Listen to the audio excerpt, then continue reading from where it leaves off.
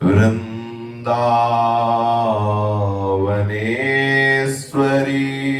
तवैव पदारविन्दम्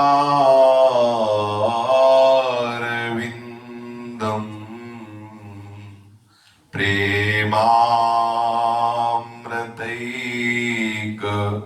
मकरन्द रसौघपूर्णम्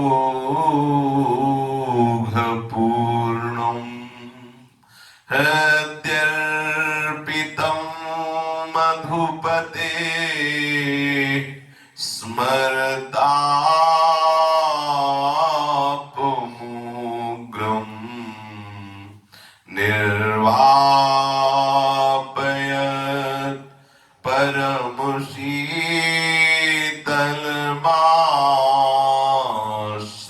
परमशीतलमाश्रयामि निर्वापयत्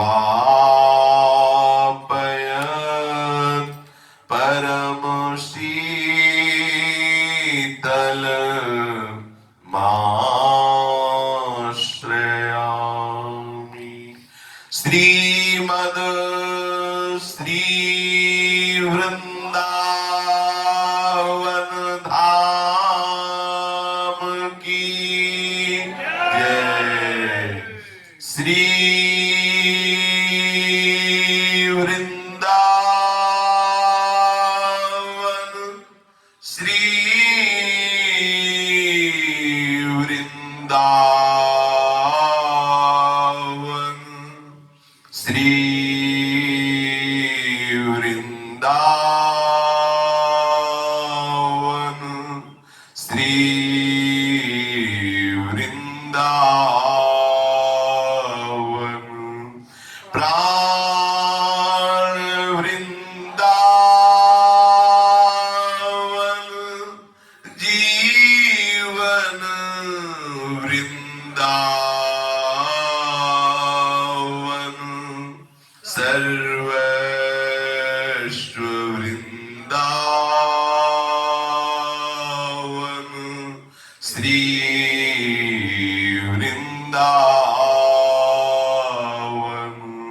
श्री राधा वल्लभ लाल की जय। भक्तन के शुभ गुण चरित जो सुनी है चितलाए, ताके भक्ति बढ़े घनी, अरु हरि हो ही सहाय। अजहू सोच विचारी के गही भक्तन पद ओट, हरि कृपालु सब पाछिली,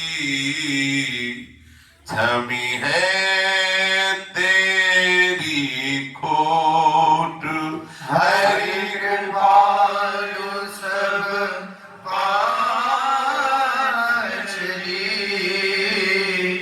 क्षमी है तेरी खोट।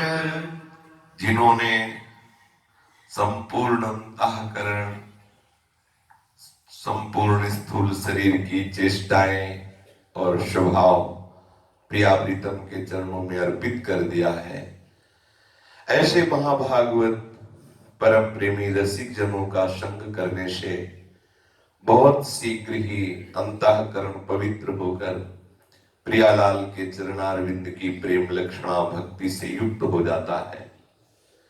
ऐसे भगवत प्रेमी महात्माओं का जस श्रवण करने से हरि बहुत प्रसन्न होते हैं। हरि के प्रसन्न होने से दुर्लभ क्या रह जाता है, सब कुछ प्राप्त हो जाता है। सबसे ज्यादा हरि को प्रसन्न करने का साधन है जो हरि के प्रेमी जन हैं। यदि उनका यश गान किया जाए, उनका यश श्रवण किया जाए, हरि को निज यश ते अधिक भक्तन यश पर प्यार, हरि को अपने यश से भी अधिक अपने भक्तों के यश से प्यार है। जो भक्तों का यश कथन करता है, श्रवण करता है, तो हरि की अहेतुकी कृपा से उसके हृदय में अद्भुत प्रेम प्रकट होता है, जो जीवन का परम सार है। कोई कह सकता है कि हम संतों का संग करते हैं, पर हमको तो ऐसा अनुभव नहीं हो रहा है।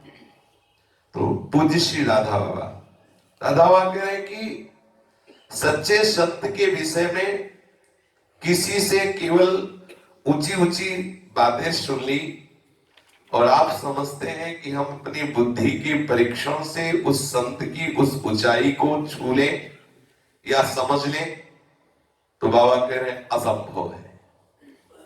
यदि आप भजन नहीं करते, नाम जप नहीं करते, तो आप संत की महिमा को नहीं जान सकते, संत की हृदय स्थिति को नहीं जान सकते। उनको समझना या उनसे लाभ उठाना सच्चे रूप से उन्हीं के द्वारा हो सकता है जो भजन करते हैं, संत की आज्ञा में रहते हैं, भजन करते हैं। वो संतों से अद्भुत लाभ प्राप्त करते हैं और समझ पाते हैं कि संत क्या है। संत के विषय में आपको जो कुछ भी कोई कहते हैं, वो सब का सब उनके बहुत तुच्छ स्वरूप का वर्णन करते हैं। संत इन सब की अपेक्षा बहुत ऊंचे होते हैं। स्वयं भगवान या स्वयं वो संत आप पर रीझ जाए और अपने स्वरूप का अनुभव कराते हैं तो भले समझ सकते हो, अन्यथा आप जितना भजन करेंगे उतना ही संत को समझ सकते हैं। जो बात सुनने को मिली कोई भी कहे सुन ले, पर असल में लाभ उठाने की इच्छा हो तो सबसे पहले आप पापाचरण को छोड़िए और नाम जप में लगिए, तो आपको सब समझ में आ जाएगा। पूज्य श्री राधा बाबा बिना किसी के बताए, बिना किसी से पूछे सब आपको समझ में आने लगेगा, यदि आपने पापाचरणों का त्याग कर दिया और नाम जप का नियम ले लिया। नाम जप करेंगे भूल न दे कुमार गुपाऊं, शास्त्र विरुद्ध कभी हम एक कदम भी नहीं चलेंगे, तो स्वयं प्रभु गरज करके तुमको समझा जाएंगे। प्रभु की गरज होगी और वो आपको समझा जाएंगे, यदि आप पापाचरण का त्याग करते हुए भजन करेंगे। सच्चे संत के संबंध की बातें समझाने की नहीं है। यदि कोई किसी को समझाने चले तो कभी कभी लाभ के बदले में हानि हो जाती है।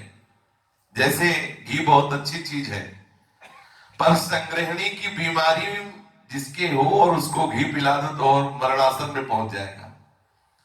ऐसे ही यदि उसकी श्रद्धा नहीं बनी, उसका विश्वास नहीं बना और आप किसी संत की ऊंची ऊंची बात उसको बताने लगे तो उपहास करने लगेगा। जिससे संग्रहणी की बीमारी वाले को घी पिला दो ना तो उसकी हानि हो जाएगी। बाबा कह रहे हैं यदि वास्तविक संत के प्रभाव को समझना है तो सावधानी पूर्वक पापाचरण का त्याग करते हुए भजन करो, तो आप समझ जाओगे। ऊंची ऊंची बातों को केवल सुनने से बात नहीं बनेगी, भजन करोगे तो अनुभूति में आएगा। आप निरंतर नाम जप कीजिए, कोई भी आवे कम से कम बोल करके उसका सत्कार कीजिए। कंजूस की धन की तरह आप एक एक क्षण केवल नाम जप में लगाइए। इसके बिना आप ना तो भगवान के स्वरूप को समझ सकते हैं, ना महात्मा के स्वरूप को समझ सकते हैं। भजन के बिना ना रस के स्वरूप को समझ सकते हैं, ना रसिक के स्वरूप को समझ सकते हैं। जब भजन हुआ तो बहुत दूर है वृंदावन से गढ़ा, और वहीं से वृंदावन का अनुभव कर लिया, वृंदावन के रस का अनुभव कर लिया, फिर वृंदावन आए। ये देखो भजन पर। यदि हमारे हृदय में नाम जप के प्रति श्रद्धा नहीं, विश्वास नहीं, विषय भोगों के पापाचरण में प्रवृत्ति है, तो ऊंची ऊंची बात कर लेने से या सुन लेने से केवल बात नहीं बनने वाली। जितना अधिक भजन कीजिएगा उतना ही अधिक आपकी समझ ठीक होगी। समझ बोले हमारी समझ में बात ठीक नहीं, तो तुम्हारी समझ कोई पहाड़ थोड़ी है। विषयी जीव हो, समझने के लिए पहले समझ ठीक करो, यंत्र ठीक करो। लोहे का चुंबक सोने को थोड़ी चिपका लेगा। भागवतिक बातें बिना भागवतिक बुद्धि के थोड़ी समझ सकते हो। भजन के द्वारा पहले त्रिगुणात्मक बुद्धि का मर्दन करो, उसमें सात्विक भाव आवे, उसमें देवी संपदा प्रकट हो, तब फिर आप देवी संपदा की बात समझेंगे। अंतःकरण में एवं महापुरुषों के हृदय में जो अनुभूति हो रही वो समझने के लिए भजन है। केवल एक दवा है, केवल एक दवा, निरंतर नाम जप करो। अगर आप ऐसे नाम जप करो कि नाम को सुनते हुए नाम जप करो, बहुत जल्दी लाभ मिलेगा। जिभ्या से वाचिक जप में तो सुनाई देता ही है, लेकिन उपांश जप में एकाग्रता की आवश्यकता है। आप सुनो जो बोल रहे हो। वाचिक जप से नाम तो कर सकते हो, मंत्र नहीं। मंत्र दो ही पद्धति से जपा जाता है, उपांश या मानसिक। वाचिक मंत्र नहीं जपा जाता, कोई भी गुरु मंत्र वाचिक नहीं बोला जाता। नाम वाचिक जब बोल सकते हो, नाम का कीर्तन भी कर सकते हो। यदि नाम या मंत्र सुनते हुए जपा जाए तो बहुत जल्दी लाभ मिलता है। सत्संग का फल है भजन में रुचि हो जाना। भजन में रुचि का फल है सत्संग के बिना जीना ना होना। जी नहीं सकता सत्संग के बिना, समझ लीजिए।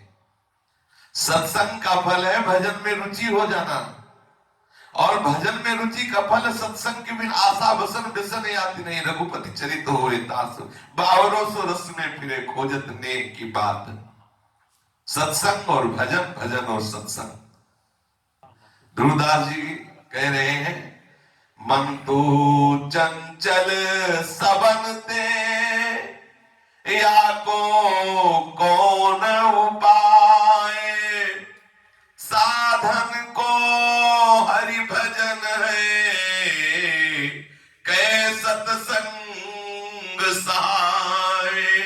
मन तो चंचल सबन ते, या को कौन उपाय। साधन को हरि भजन है, कै सत्संग सहाय। पूज्य राधा बाबा कह रहे, सत्संग का फल है भजन, भजन का फल है सत्संग। सत्संग का फल है भजन में रुचि होना, और भजन में रुचि का स्वरूप है सत्संग के बिना जीने की सामर्थ्य न रह जाए। जैसे कोई आसक्त व्यसनी बिना व्यसन मिले जी नहीं सकता, ऐसे ही व्यसन हो जाए बिना भगवत चर्चा सुने हम जी नहीं सकते। बिना सत्संग के हम रह नहीं सकते। ये दोनों क्षण क्षण में बढ़ते रहने चाहिए। आप देख लेना, एक दिन समस्त साधन की कमियां जो अंदर है वो दूर हो जाएंगी। सत्संग, भजन, भजन, सत्संग, दो बातें। यूं तो प्रभु एवं महापुरुष जब चाहे उसी क्षण वे आपको अपने समान बना सकते हैं। यूं तो प्रभु एवं महापुरुष जब चाहे उसी क्षण वे आपको अपने समान बना सकते हैं, पर यदि वो आपको बिना भजन किए अपने समान बना ले तो भजन करने वालों के प्रति अन्याय हो जाएगा। इसीलिए यदि नाम जप नहीं है तो महापुरुषों की कृपा का आप अनादर करते हैं, अवहेलना करते हैं, और आप उनकी कृपा का अनुभव नहीं कर सकते। रात दिन जो प्रभु का नाम लेकर के आंसू बहाते हैं उनका सम्मान कम हो जाएगा। नहीं, महापुरुष जन और प्रभु ये कर सकते हैं कि एक क्षण में आपको अपने समान बना सकते हैं, पर इसीलिए नहीं बनाते कि जो रात दिन भजन करके प्रभु के लिए तड़पते रहते हैं उनकी अवहेलना हो जाएगी। आपको भजन करना होगा, आपको प्रभु के लिए तड़पना होगा, तभी आप उस स्वरूप को, उस आनंद को प्राप्त होंगे। संत की कृपा पूर्ण है, अंतःकरण मलिन होने के कारण ही हम लोग समझ नहीं पाते। नाम लेने से जैसे जैसे आपका अंतःकरण शुद्ध होगा, वैसे वैसे प्रभु एवं महात्मा दोनों प्राणों से बढ़कर प्यारे लगने लगेंगे। आपका अंतःकरण शुद्ध है या शुद्ध हो रहा है, इसकी पहचान संसार के संबंधियों से आपकी रुचि खत्म होने लगेगी। आपको प्रभु और प्रभु के प्यारे भक्तजन प्राण प्यारे लगने लगेंगे। प्रभु एवं महात्मा दोनों प्राणों से बढ़कर प्यारे लगने लगे, समझ लेना आपका हृदय पवित्र हो गया है। फिर संत का संग इतना अधिक प्यारा लगेगा कि वियोग की संभावना से आपके प्राण व्याकुल हो जाएंगे। बिछुरत एक प्राण हर ली, सत्संग छूट जाएगा, इनके समागम, इनका मिलना, इनका दर्शन, इनके अमृत में वचन छूट, ये संभावना होती ही प्राण व्याकुल हो जाते हैं। अभी तो अमुक व्यक्ति प्यारा लगता है, अमुक स्थान प्यारा लगता है, अमुक भोग प्यारा लगता है, दिन रात वही स्थान प्यारा लगेगा जहां संत महापुरुष रहते, तब जान लेना आपकी भगवान में रति, भगवान के चरणों में रति हो रही, प्रियालाल के चरणों में अनुराग हो रहा है। जब रसिक महापुरुषों के प्रति, भगवत प्रेमी महात्माओं के प्रति ऐसा अनुराग हो कि जहां वो रहते हैं वो स्थान प्यारा लगने लगे, वो दिशा प्यारी लगने लगे, जान लेना प्रभु से आपका अनुराग हो रहा है। आपसे प्रार्थना है, आप में जितनी शक्ति है ईमानदारी से उतनी केवल पूरी की पूरी शक्ति लगाकर आप प्रभु का नाम लेने की चेष्टा कीजिए, पूरा तो प्रभु की कृपा से हो जाएगा। श्रद्धया हेलया नामो रटन्ति मम जन्तवः तेषाम नाम सदा पार्थ वर्तते हृदये नमः। प्रभु श्री कृष्णचंद्र जी कह रहे हैं, हृदय मम, चाहे श्रद्धा से या बिना श्रद्धा के, कैसे भी श्रद्धा पूर्वक नाम जप करो या अवहेलना पूर्वक जपो, बिना श्रद्धा के जपो। वैसे शास्त्रों में वर्णन आया है कि बिना श्रद्धा के किया हुआ यज्ञ, दान, पुण्य, तीर्थ आदि वो विशेष फलीभूत नहीं होता, लेकिन नाम भगवान की ऐसी महिमा है कि आप, गोस्वामी तुलसीदास जी भी कहते, भाव कुभाव अनख आल शहु, नाम जपत मंगल दिशि दशहु। यदि भजन में मन नहीं लग रहा और भजन हो रहा तो भी आपका परम कल्याण होगा, लाभ होगा, वो व्यर्थ नहीं जाएगा। ये जरूरी नहीं, परेशान होने की जरूरत नहीं कि भजन में मन नहीं लग रहा, मन तो संसार का चिंतन कर रहा, जिह्वा में नाम चल रहा, तो क्या होगा? अरे यदि केवल जिह्वा पे नाम जब चल रहा है तो हमारा शास्त्र इस बात को कहता है, बोले हो बत स्वपच तो गरियाल यजिह्वा के वर्तते नाम तुभ्यम ते पुस्तपस्ते जुहुः सस्नुराद्या ब्रह्मानुचूर्णाम गृह्णन्ति एते। बहुत महिमामयी बात। वो चांडाल सर्वश्रेष्ठ हो जाता है जिसकी जिह्वा पर प्रभु का नाम होता है। जिह्वा पे कहा है, जिसकी जिह्वा पर प्रभु का नाम होता है वो चांडाल, उसकी जिह्वा पे यदि भगवान नाम है, हरि नाम है, राधा नाम है, तो वो चांडाल क्यों न हो, वो सर्वश्रेष्ठ हो जाता है। जो श्रेष्ठ पुरुष अपनी जिह्वा से हे हरि आपका नाम उच्चारण करता रहता है, उसने तपस्या कर ली, उसने बड़े बड़े यज्ञ कर लिए, उसने सब तीर्थों का अवगाहन कर लिया, उसने सारे सदाचार का पालन कर लिया, उसने सब वेदों का स्वाध्याय कर लिया, जिसकी जिह्वा के अग्रभाग पर केवल भगवान नाम चलता रहता है। यन्नामधेय श्रवणानुकीर्तनात् यत्ब्रह्मणाद्य स्मरणादपि क्वचित् स्वादोऽपि सद्यः सवनाय कल्पते कुतः पुनस्ते भगवन्मुदर्शनात्। जो निरंतर नाम जप करते हैं उनकी तो बात है क्या, जो कभी कभी नाम उच्चारण कर लेते हैं, कभी कभी नाम कीर्तन कर लेते हैं, भूले भटके कभी प्रभु को प्रणाम कर लेते हैं, वो सोमयाजी ब्राह्मण से भी पूजनीय हो जाता है। क्या महिमा भगवान नाम की। ये कोई अलंकारिक भाषा नहीं, ऐसा है। राजसूय यज्ञ में नाम जापक धन्यता पूर्वक हरिचरण सेवा करने वाले सुपच वाल्मीकि की सर्वश्रेष्ठ पूजा करके भगवान ने दिखा दिया। पूरी ऋषियों की पूजा पर जो बात नहीं बनी, वो पूजा जब वाल्मीकि जी की हुई तो वो बात बन गई। यज्ञ की पूर्णता, सर्वश्रेष्ठ पूजा हुई श्री विश्वपच वाल्मीकि की। ये भगवान ने करके दिखा दिया। जो निरंतर नाम जप करते हैं, सादर नाम जप करते हैं, उनको क्या मिलेगा ये तो बहुत दूरी की बात है। जो भूले भटके कभी कभी नाम जप कर लेते हैं, कभी कभी भगवत कीर्तन कर लेते हैं, कभी मन आया तो प्रभु को प्रणाम भी कर लेते हैं। पूज्य बाबा कह रहे, श्रद्धया हेलया नाम रटंति मम जंतवा। कोई भी प्राणी श्रद्धा से या बिना श्रद्धा के उपेक्षा पूर्वक अवहेलना पूर्वक नाम रटने लगे तो वो प्रभु को बहुत प्यारा हो जाता है। नाम रटने वाला उपासक प्रभु को बहुत प्यारा हो जाता है। जानते हो ये क्या बात हुई? प्रभु के प्यार करने वाले भक्तों की गणना में नहीं हुआ आया, प्रभु जिनको प्यार करते हैं उन भक्तों की गणना में वो आ गया।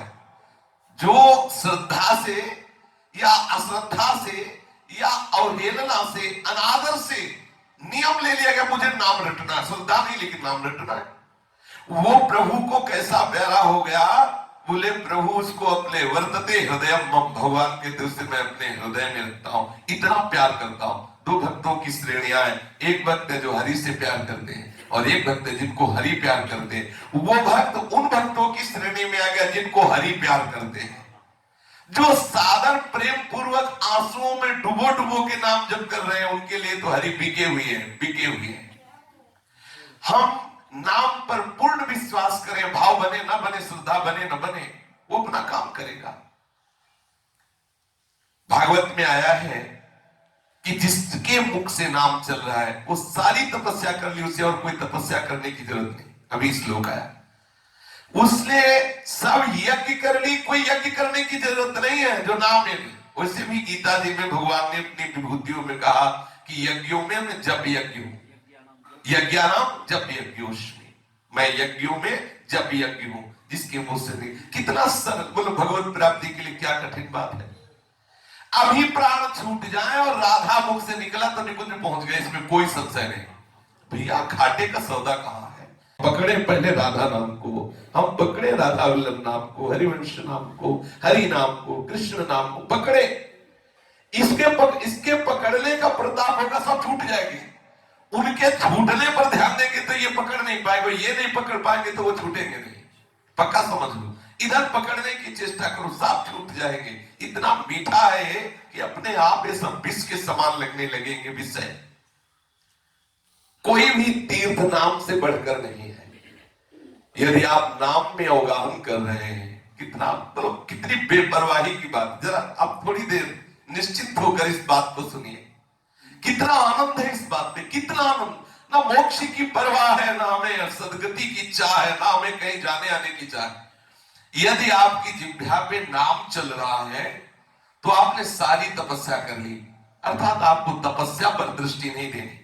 नाम है तो सब तपस्या है, नाम नहीं है तो सारी तपस्या होने पर भी वो शून्य है, उसका कोई महत्व नहीं। क्योंकि महापुरुषों ने अनुभव किया, अन्य सब साधना शून्य है और नाम है अंक। और अंक हटा दो तो शून्य के शून्य ही तो सब बचे, और अंक रखा है तो हर शून्य 10 गुना फल देने वाला है। यदि नाम जब चल रहा तो यज्ञ की आवश्यकता नहीं। जब यज्ञ हो रही, बहुत बड़ी यज्ञ हो रही, नाम में आप डुबकी लगा रहे हैं और किसी संगम में जाए तो चले जाए, निषेध नहीं है, लेकिन किसी और संगम में वो सामर्थ्य नहीं है जो नाम के संगम में है। जब मन और नाम का मिलन होगा उस समय जो महापवित्रता होगी वो किसी तीर्थ में नहीं। विश्वास कर लीजिए, जितने भी तीर्थ हैं सब नाम जापकों से ही हैं। गंगा जी भी भगीरथ से प्रार्थना की कि ये पापी लोग हमारा स्पर्श करेंगे तो एक बार हम भी पापी वो के बोझ से लद जाएंगे, पाप इतना हो जाएगा तो हम पवित्र कैसे होंगे, हमारी सामर्थ्य कम होती जाएगी पवित्र करने की। तो उन्होंने कहा जिनके मुख में नाम है, जो समदर्शी साधु महात्मा है, ये जब आपका स्पर्श करेंगे तो हे गंगा तुम निष्पाप हो जाओगी। सोचिए, तीर्थी कुर्वन्ते तीर्थान, जिन्होंने प्रभु का सदैव नाम अपने हृदय में रखा, उनमें इतनी सामर्थ्य है वो जहां बैठ जाए वहां परम तीर्थ है। जिन तीर्थों में चले जाते हैं उनको तीर्थत्व प्रदान करते हैं, ऐसा नाम जापक में सामर्थ्य है। जिसके मुख से नाम चल रहा है सारे वेदों का स्वाध्याय कर लिया। यो तो प्रभु निरंतर आपको याद रखते हैं, वे किसी को भी कभी नहीं भूलते प्रभु। पर जो नाम रटता है वही ये बात समझ पाता है कि प्रभु हमको कितना प्यार करते हैं, कितना दुलार करते हैं। पकड़िए बात, सब मम प्रिय सब मम उपजाए, सब प्रभु से प्रकट हुए हैं, सबको प्रभु प्यार कर रहे हैं। पर ये बात वही समझ सकता है कि प्रभु आपको प्यार कर रहे हैं जो नाम रटन करते हैं, जो नाम रटते हैं। कृपा सब पे बरस रही है, पर अनुभव वही करेगा जो भजन करता है। ध्यान दीजिए इस बात पर। कृपा सब पे बरस रही, पर जो भजन करेगा वही अनुभव कर पाएगा। भाई पानी बरस रहा पीने के लिए, अंजुली तो आप फांसिए। जब तक आप अंजुली नहीं फांसेंगे तो कैसे आप पानी को पिएंगे। कृपा बरस रही, आप दैन्य होकर नाम जप कीजिए, देखिए कृपा आपको कैसे दूर होती है। सबसे पहले छोटी मोटी टांग प्रकट होती है भजन करने की, सबसे पहली भूमिका आती है। अब भजन करेंगे, अभी कोई निश्चय दृढ़ नहीं हुआ पर मन में आ गई, ये पहली भूमिका है भगवत प्राप्ति की। एक आकर्षण हुआ, बस बस समझ गए। अब जीवन का लाभ, जैसे अभी सुन रहे हैं ना, मन बार बार कह रहा है बस नाम जप करना है, नाम जप करना है। बहुत विचित्र है, हजारों बार कह चुका है, बस लगता है अब की बार तो बस हम सब समझ गए कि कोई तीर्थ व्रत नियम तपस्या सबका सार नाम, बस नाम में नाम में। और थोड़ी देर तो ऐसा होगा नाम नाम नाम, और फिर फिसल जाएगा। यही बहुत विचित्र बात है। बोले छोटी मोटी टांग प्रकट होती है, आकर्षण प्रकट होता है। फिर सत्संग में हमारे हृदय में एक बहुत बड़ी आसक्ति प्रकट होती है। फिर भजन होने लगता है। जब भजन में रुचि ज्यादा बढ़ने लगती है तो जितने भी दोष है उनकी निवृत्ति होती है। फिर भजन की निष्ठा आ जाती है। जब दोष रहित भजन होता तब निष्ठा आती है। बोले निष्ठावान भजनानंदी। जैसे दर्शन किए संतों के, सुबह से बैठ जाते थे श्रीधर बाबा जी, 3 बजे स्नान करके बैठा लिया जाता था। बहुत वयोवृद्ध थे, आसपास सब गद्दा लगा के 1 बजे तक बड़ी माला लिए बस ऐसे कमरे में। ये निष्ठा है, न खान न पान, न बोलना न देखना न सुनना, ये आ गई निष्ठा। निष्ठा, निष्ठा से अत्यंत रुचि, अत्यंत रुचि से आसक्ति, आसक्ति से प्रीति का अंकुरण और प्रेम, ये 9 सीढ़ियां हैं। देखो अपने लोग तो तीसरी सीढ़ी पे बहुत हो सकते हैं। देखिए थोड़ी टांग भजन की और सत्संग और भजन, चौथी सीढ़ी दोषों की निवृत्ति नहीं हुई, अभी यही पीछे ही है। अभी दोषों की निवृत्ति वाला अगर क्रॉस हो जाएगा तो भजन की निष्ठा आ जाएगी। ठाड़े बैठे परे उतारा, कबीर कायम राय ठिकाना। खड़े हैं या बैठे हैं या पड़े हैं या चल रहे हैं, हर समय अपने आराध्य देव के चिंतन में निष्ठा। अभी तो दोष की निवृत्ति नहीं हुई, अभी तो राग द्वेष ऊंचाई नीचाई न जाना कौन कौन सी वासनाएं अभी भरी है। अपना पैर ठीक ठीक से जमाते रहो, एक एक सीढ़ी पे आगे बढ़ो। चौथी सीढ़ी, ये जो समस्त दोषों की निवृत्ति है, ये अगर हो गई तो आप मुक्त हो गए। यही भजन का फल है, समस्त दोषों से निवृत्त होकर भजन की निष्ठा आ जाना। भजन करो, भाव से करो या कुभाव से करो, लाभ मिलेगा। पर ये ध्यान लगा लो कि जब तक ये दोष हैं और दोषों को तुम दोष नहीं मान रहे हो, इनको भोग रहे हो, तब तक भजन का जो भागवती का आनंद है वो अनुभव में आने वाला नहीं। 2 बातें हो गई। पहली बात, जब आप सुने तो जय हो, भाव को भाव न खालस हो, जैसे भी हो, विषय चिंतन विषय भोग पर उस पर ध्यान मत दो, तुम बस राधा राधा बोलो, सब चल। वो बहुत बढ़िया, बहुत बढ़िया बात। और ठीक उसके आगे की लाइन में बोल दिया कि यदि आपका सर्व दोषों से निवृत्ति वाली बात नहीं आई तो भजन का आनंद नहीं मिले, फिर सूख गए। ये पता नहीं कौन सी चलती रहती है। ऐसे वृंदावन महिमामृत में था, वास करो वृंदावन जैसे भी, सब चक आनंद। बोले बहुत बढ़िया। और जहां बात थोड़ी आगे बढ़े वहां रहने की बात बताई, फिर सूख गए कि अगर ऐसा नहीं तो फिर लगा यार बात यही है कि भजन में उत्साहित करके जब हमारा जो आंतरिक भाव है अंतःकरण का लगेगा तो दोषों से निवृत्त हो ही जाएगा।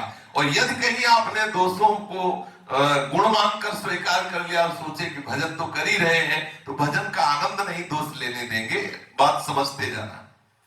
ठीक से मन लगाकर भजन करो, श्रवण कीर्तन करो, स्मरण करो, निरंतर तार चलता रहे भजन का, तो आगे आगे आप देखोगे आपके सब काम होते जाएंगे, अर्थात अंदर निर्विकारता बढ़ती जाएगी। भाई खूब भजन कीजिए। पूज्य राधा बाबा कह रहे हैं ये मृत्यु से बचने का बहुत सरल और सिद्ध उपाय है भजन। वारिमते कृत हुए बर सिकता ते बर तेल, बिन हरि भजन न भवतरिया सिद्धांत पेल। कुछ ऐसे सिद्धांतवादी कह रहे भजन भी करना पड़ेगा, हो गया भजन वजन, आ गए वृंदावन, बस मौज मस्ती, भजन की जरूरत नहीं। प्रणाम करो, इनसे बढ़कर कोई कुसंगी नहीं है। ऐसे लोगों का संग त्याग देना चाहिए पक्का। किसी भी वेश का हो, किसी भी संप्रदाय का हो, किसी भी देश का हो, जिसके संग से भजन का उत्साह नष्ट हो रहा हो, छोड़ देना चाहिए उसका संग। तजोरे मन हरि विमुखन को संग, जाके संग कुमति मति उपजय करत भजन में भंग। तजोरे मन हरि विमुखन, हरि विमुख, हरि जन का भी वेश धारण करके मिल सकते हैं। कालने में मिला तो रावण के द्वारा भेजा हुआ था, हनुमान जी को मिला। कई ऐसे क्षेत्र होते हैं जहां हरिजनों का वेश धर के और हरि भक्ति में बाधा पहुंचाने के लिए भक्ति अपने माया अपने पार्षदों को भेजती है। हमें पहचान करनी है, हमारे अंतःकरण में हमारे आराध्य देव के प्रति यदि प्रियता वाली बात नहीं बढ़ रही, भजन नहीं बढ़ रहा है, कोई क्या भजन हो गया सब भजन, बस बस क्या भजन हो, अगर भजन हो गया सब तो हमें वो महिमा होनी चाहिए अंदर हृदय में। कोई भी विकार हमें आकर्षित न कर सके, सच्चिदानंद सुख में निमग्न हो, मृत्यु मेरे ऊपर भय न प्रदान कर सके तो मैं मानू। अरे बोले थके तो हो, यहाँ बिल्ली लड़ रही पेट में, चूहे लड़ रहे, तो तुम्हारे कहने से छके, या तो हमारे हाथों में खाए जा रहे हैं। जब हमारा पेट भरेगा तो हमारी एक एक रोम बोलेगा कि अब कृत्य में हो अपने आप, बिना भजन के। पक्का समझ लो, जो कहे कि भजन वजन की जरूरत नहीं तो समझ लो धोखा है। तय निज भजन कनक तन जोवन लियो मनोहर बोल, राधा प्यारी तेरे नयन सब। जब हमारे इष्ट जपते हैं, इष्ट भजन करते हैं, तो क्या श्री लाडली जो भजन करती है लालजू का, तय निज भजन श्यामेति सुंदर वरेति मनोहरेति कंदर्प कोटि ललिते। लाडली जू सुंदर मधुमती नाम की वीणा लेकर लालजू के सुंदर सुंदर स्वरूप सौंदर्य का, उनकी लीला का गान करती, और ऐसे नहीं अश्रु विमोचन करते हुए। और लालजू श्री जी का रूप गान करते, श्री जी के नाम का गान, जपत हरि विवस तव नाम प्रतिपद विमल मनस तव ध्यान ते निविश नहीं करियो। आप सोचो, हमारे आराध्य देव ऐसे परस्पर प्रीति कर रहे हैं, ऐसे परस्पर भजन कर रहे हैं। ये भजन है, लाडली जू का भजन लालजू कर रहे, लालजू का भजन लाडली जू कर रहे हो, लाडली लाल का भजन हम सब कर रहे हैं। अगर भजन नहीं तो मतलब क्या रह गया? ऐसी सिद्धि को दूर से प्रणाम करे, ऐसे सिद्धों को दूर से प्रणाम करे जहां भजन से अलग किया जाता हो। ऐसा है, तभी हम कह रहे हैं दूर से। जय श्री राधे। प्रभु मिले ना मिले, मोक्ष मिले ना मिले, लेकिन भजन नहीं छोड़ना। भजन क्यों करते हैं? भजन के लिए। श्री हरिवंश नाम नित कहो, नाम प्रताप नाम फल लो, नाम हमारी गति सदा। आप समझिए, नाम जब क्यों हो रहा है? नाम कभी छूटे ना, इसलिए। नाम का फल क्या है? निरंतर नाम चलता रहे, नाम में प्रीति हो जाए, यही सार बात है, यही भजन सार बात है। हरिवंश नाम बिसरे न चिन्ह, श्री हरिवंश सहाय बल। एक क्षण भी नाम न छूटे, एक क्षण भी भजन न छूटे। अगर भजन छूट गया तो हमारा स्वरूप क्या बचा? हमारा जीवन भजन है। भजन का तात्पर्य समझिए, भजन का तात्पर्य है देह और जगत के भोगों का चिंतन छोड़कर एकमात्र अपने प्रीतम का चिंतन ही तो सार है। बिसरी हो ना बिसारी हो। हमारा जीवन का जो सिद्धावस्था है, जो लाभ है, वो क्या है? प्रभु का सतत भजन। सब साधन कर यह फल सुंदर, प्रभु पद पंकज प्रीति निरंतर।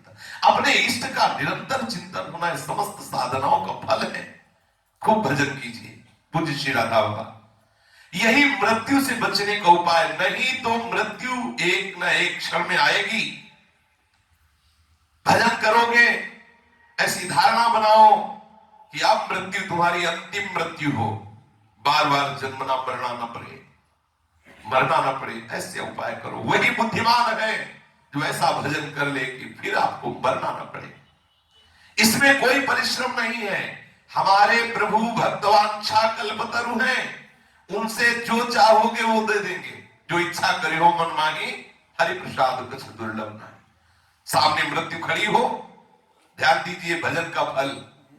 सामने मृत्यु खड़ी हो ऊपर बम के गोले बरसाए जा रहे हो और हृदय में पुकार हो रही हो, राधा राधा राधा, क्या फर्क पड़ेगा? सोचिए, बाबा कह रहे हैं ये है जीवन का लाभ। सामने भयावह दृश्य हो, मृत्यु खड़ी हो, कोई तुम्हारे छाती पे गोली लगा रहा हो, बम ऊपर बरसा रहा हो, वो आपको कोई भय नहीं, आप राधा राधा राधा प्यारी जी के सुमिरन में आप निश्चित समझिए एक चिंगारी भी आपको नहीं छू सकती, एक चिंगारी भी नहीं छू सकती। बिल्कुल ऐसा होगा कि सारा विश्व जहां जल रहा होगा वहां तुम परम शीतल होगे। उनके चरणों में अपने आप को सौंप दो, एकमात्र भरोसा करो प्रभु पर, केवल उनका भजन करो, उनको याद करो।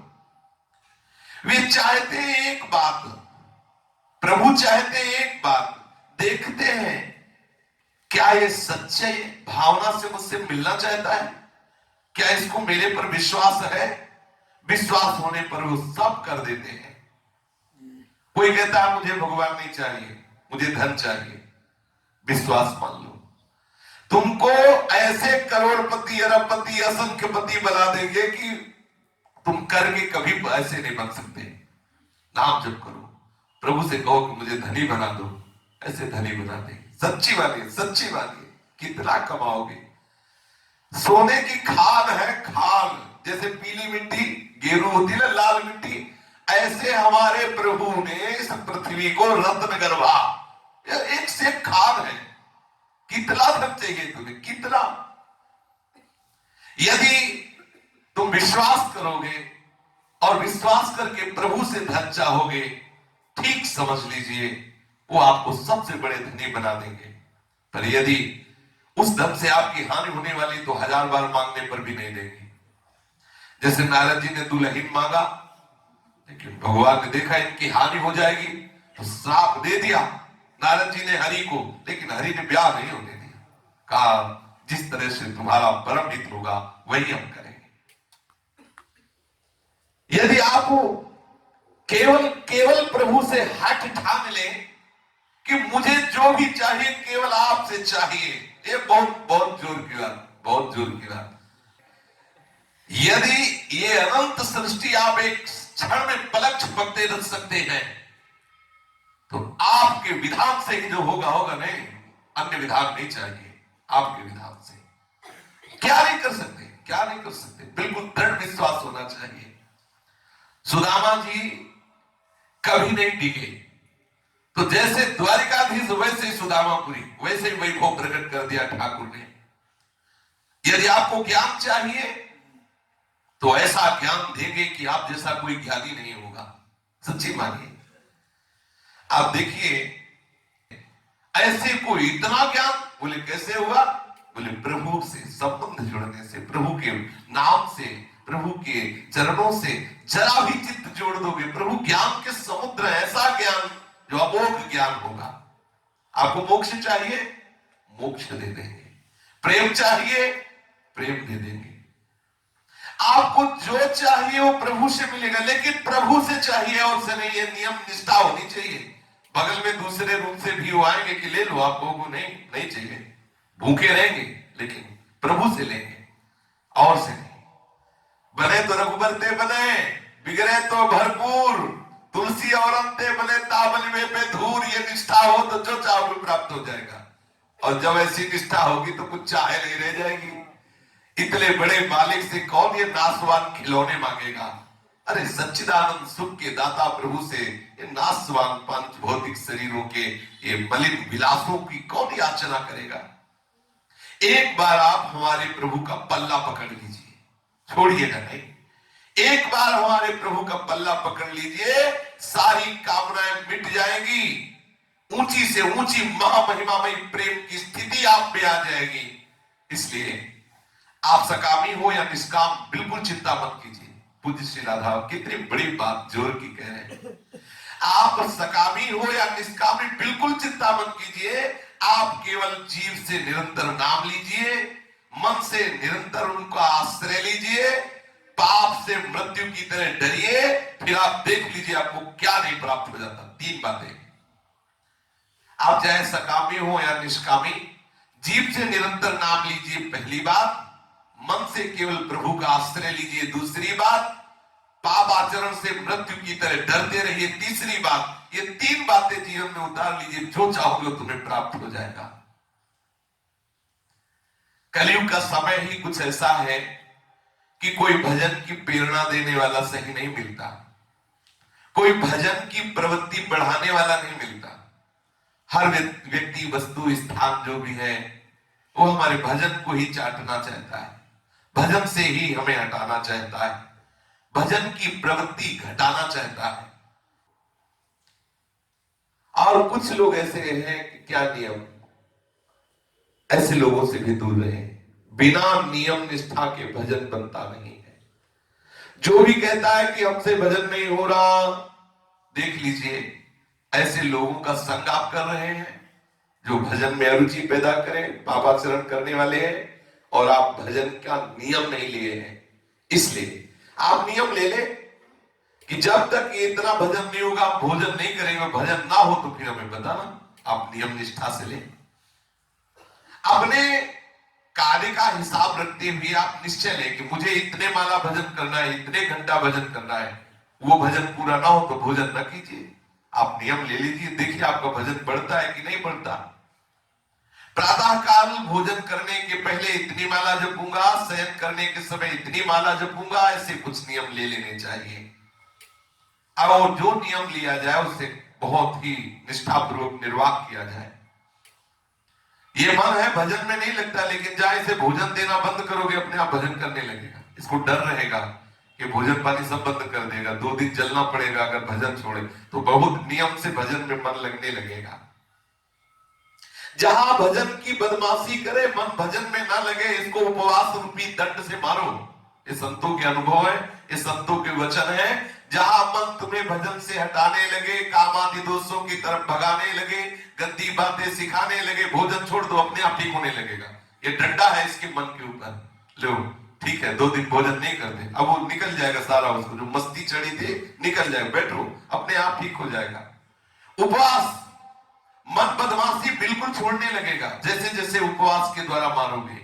10 मालाएं सुबह के भोजन के पहले, 10 शाम के भोजन के पहले, 10 सोने के, कम से कम 30 माला का नियम ले लो। 30 माला, और यार देखो कितने देते हैं 30 माला का नियम।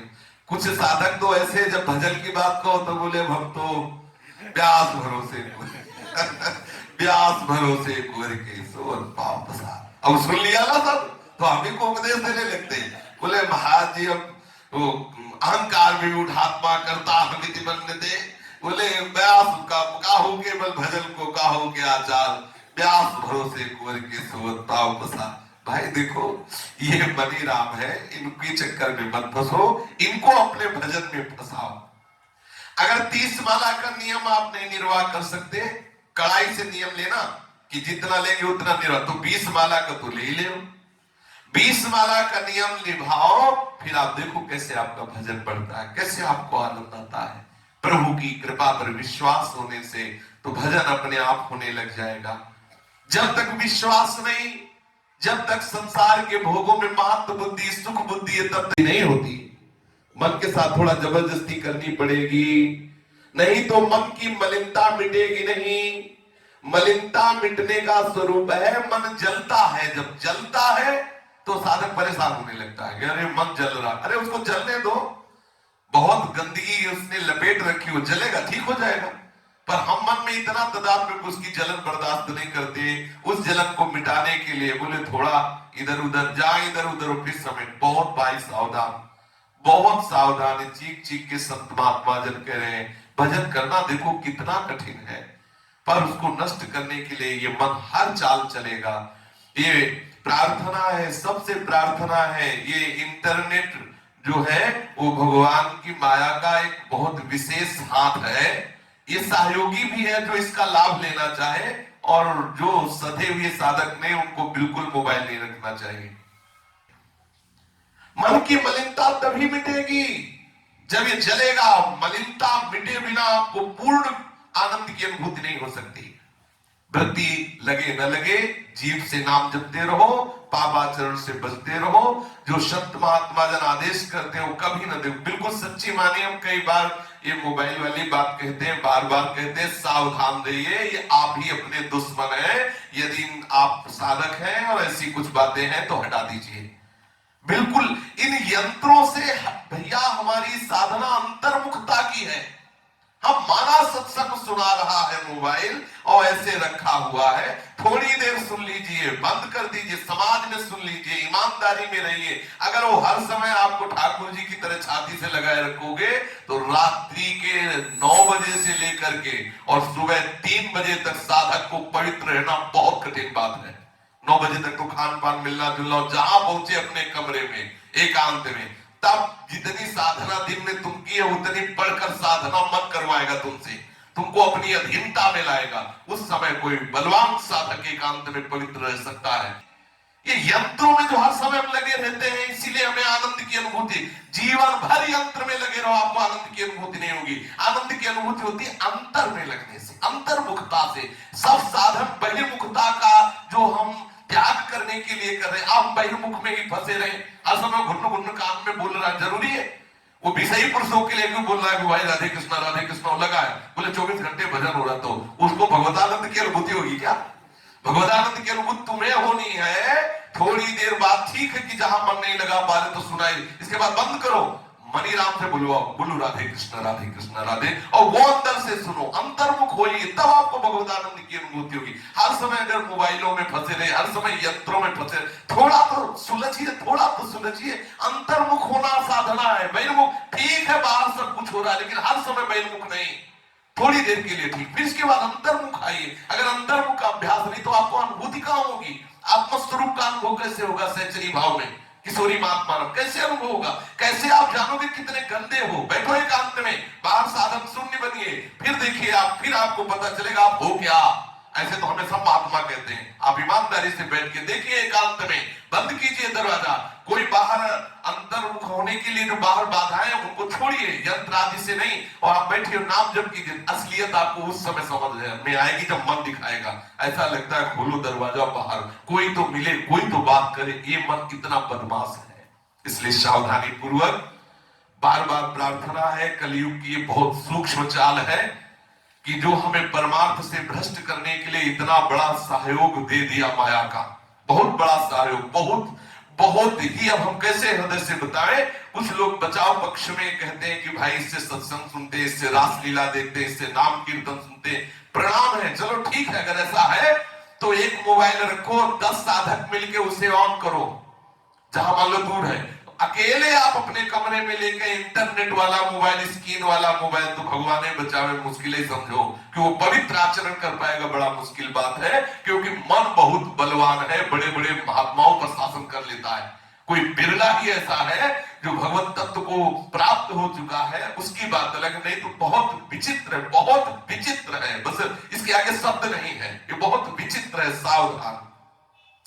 पूज्य श्री राधा बाबा के जीवन चरित्र पर हम दृष्टि डालते हैं कि ये कैसे महापुरुष अपने जीवन को भगवदानंद में निमग्न करते हैं। एक चीज और ध्यान रखनी कि जब आप भजन मार्ग में चलोगे तो बहुत प्रकार के वेशधारी जन भी मिलते हैं जो शिक्षा देने लगते हैं। ऐसे चलो तो ये, अरे ये योग कर लो, ये हट करके ये साधना, वो पक्का समझ लो, नाम से बढ़ के कोई साधना नहीं। अपने वृंदावन धाम के उपासी है, हमें इधर उधर बिल्कुल नहीं भटकना। अगर इधर उधर के कोई ऐसी बातें करता है तो प्रणाम करके आगे बढ़ो। नाम से बढ़कर कोई योग नहीं है, कोई तप नहीं, कोई तीर्थ नहीं, कोई ज्ञान नहीं, कोई ध्यान नहीं।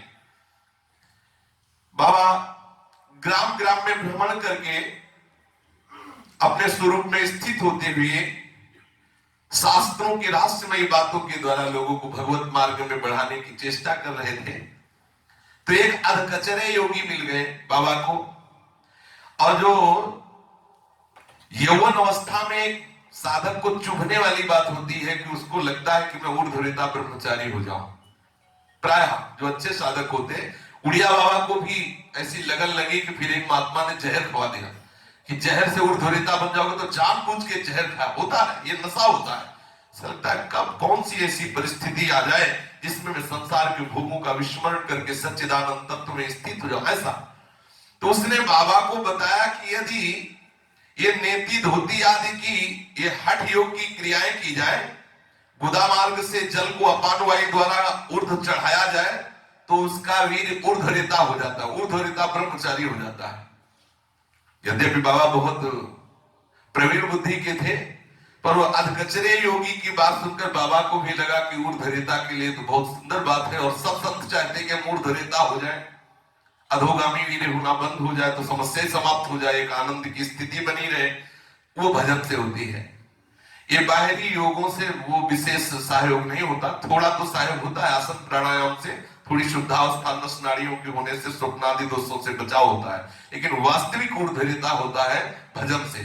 जब शरीर और भोगों का चिंतन ही नहीं होगा तो ब्रह्मचर्य उसका पुष्ट हो जाएगा, और जब ब्रह्मचर्य पुष्ट होता है तो सुषुम्ना मार्ग संचारी भगवान का नाम है। गोपाल शास्त्र नाम में एक नाम भगवान का सुषुम्ना मार्ग संचारी, वो प्रभु ही उस मार्ग में संचरण करते हुए ऊर्ध्व में ब्रह्मरंध्र में स्थित कर देते हैं। अब बाबा तो उनका बड़ा आदर भाव किया, और वो पक्के योगाभ्यासी योगी थे नहीं जो शिक्षा दे रहे थे। बचना चाहिए, देखो ये शिक्षा लेनी चाहिए इस चरित्र से। ये प्राणायाम आदि जो हठ योग की साधनाएं हैं, कोई ऐसे वैसे बताने लगे तो नहीं करना चाहिए जब तक सिद्ध योगी न मिले, क्योंकि कोई नस नाड़ी में वायु फंस गई तो उसको निकालना मुश्किल होता है। ऐसी ऐसी फिर रोग प्रवृत्तियां प्रकट हो जाती हैं, दमा आदि ऐसी ऐसी वृत्तियां कि वो जीना मुश्किल हो जाता है। एक साधक खुद बस ऐसे जरा जरा से हिचकी लेते हैं, प्राणायाम बिगड़ गया तो बस बार बार हिचकी, अब कुछ सोच नहीं सकते, भजन निकल बार बार हिला के रख देगा, सिस्टम बिगड़ जाता है। तो बाबा को उन्होंने अभ्यास करवाया कि गुदा द्वार से वो जो जलवायु के द्वारा फिर वो ऊर्ध्व गति के लिए, अब वो अधकचरे योगी वो समझते थे नहीं, और बाबा को उन्होंने बताई तो वायु गलत नाड़ी में प्रवेश कर गई। अब नसें नाड़ियां तो है, अब तो बाबा को ऐसा लगा प्राण निकल जाएगा, जरा सा वायु, अब जैसे वायु फंस गई तो ऐसे हेरना मुश्किल है, वायु तो है, अब वायु फंस गई उनके तो ऐसा लगा प्राण निकल जाएंगे। अब वो योगी को उनको तो पता नहीं था केवल, अब बड़ा भयानक कष्ट, ऐसी व्याधि कि अगर कोई रोग जनित कष्ट होता तो उसकी औषधि से निवारण हो जाता है, इसकी तो कोई औषधि भी नहीं। भयानक, बाबा को लगा प्राण निकल जाएंगे। अब कुछ दवाइयां हुई तो थोड़ा तो कम हुआ। अब भवानी शंकर के साथ बाबा रहते थे, उन्होंने बाबा से बिना पूछे ही चुपचाप बाबा के बड़े भाई तारादत्त को सूचना दी कि बाबा पे भारी विपत्ति आ गई। अब वो तो प्राण निकलने वाली भयानक कष्ट की, उन्होंने कहा कि एक बार गांव लिवा लाओ, यहाँ कुछ ऐसे लोग जिनसे ठीक किया जा सकता है। पर गांव पर जाने के लिए बाबा तनिक भी राजी नहीं हुए, उन्होंने कहा कि बिल्कुल नहीं जा सकते, सन्यासी को एक बार गांव जाने के लिए, जन्मभूमि के लिए एक बार हुआ है, अब हम नहीं जा सकते। यदि जाना है तो मैं कलकत्ता जा सकता हूं, और कलकत्ता में उनको बुला लो जो ठीक करना चाहते हो। तारादत्त ने रेल से यात्रा करने के लिए कलकत्ते की टिकट कटा दी। पूज्य बाबा पैसेंजर ट्रेन से कलकत्ता गए। श्री तारादत्त जी ने कलकत्ते सूचना तार द्वारा करवा दी थी, अतः कोई स्वजन स्टेशन पर आ गए थे। उन दिनों कलकत्ता में सुप्रसिद्ध प्राकृतिक चिकित्सक थे श्री ब्रह्म स्वरूप जी स्त्रोत्री। बाबा उनके चिकित्सा केंद्र पर गए, वो भवन के द्वार पर दरवान खड़े रहते थे। उन्होंने बाबा का गला पकड़ धक्का मार के बाहर गए, क्योंकि बाबा इतना ही कपड़ा पहनते थे, पतला कृष्ण शरीर, तो उन्होंने समझा कोई भिखारी दरवाजे पर आया है, तो दरवान जो बाबा का अपमान किया, वो समझे कोई भिखारी है, मालिक को व्यर्थ तंग करने के लिए आया है। जब दूसरों ने बताया कि ये रोगी है, चिकित्सा करवाने के लिए, तब उसने प्रवेश दिया। बाबा भवन के अंदर गए, एक सन्यासी को आया देखकर ब्रह्म स्वरूप जी तुरंत अपनी कुर्सी पर से उठ खड़े हुए, हाथ जोड़कर विनम्र भाव से उन्होंने बाबा को प्रणाम किया। बाबा ने उनको बताया कि एक हठ योगी की क्रिया से चूक हो जाने से पीठ की एक नाड़ी में वायु प्रवेश कर गई है, उसका उपचार संभव हो तो आप उचित परामर्श दें। श्री ब्रह्म स्वरूप जी ने पूर्ण आश्वासन दिया तथा उन्हें प्राकृतिक चिकित्सा विधि से उपचार आरंभ किया।